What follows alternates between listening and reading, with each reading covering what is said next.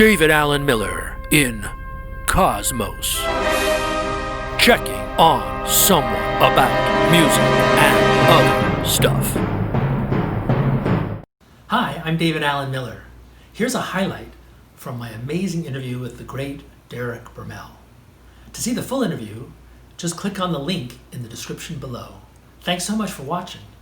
I started playing clarinet when I was about 7 or 8, but even before that, even when I was a very little kid, I don't remember this obviously, but my mom would tell me that even when I was 1 or 2, I was picking out tunes on the piano and I used to love singing.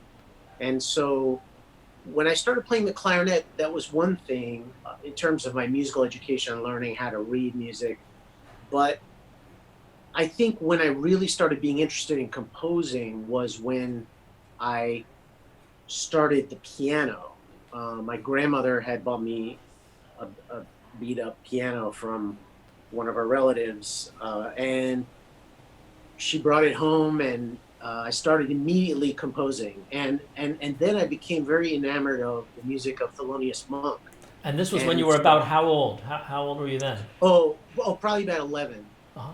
Yeah, and I was listening to Monk all the time. I bought all his albums with all my, allowance money, and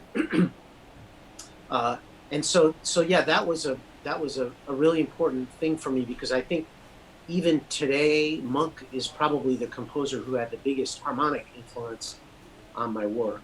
Fascinating.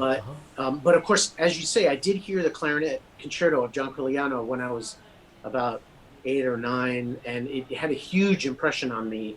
And my parents took me to see the New York Philharmonic doing Stanley Drucker. Who had premiered it. It was at Lehman College, actually, when they opened a new arts center, and my dad was teaching, and my dad knew John a little bit from teaching, because John also taught at Lehman College. Right, sure, and, for years, many years.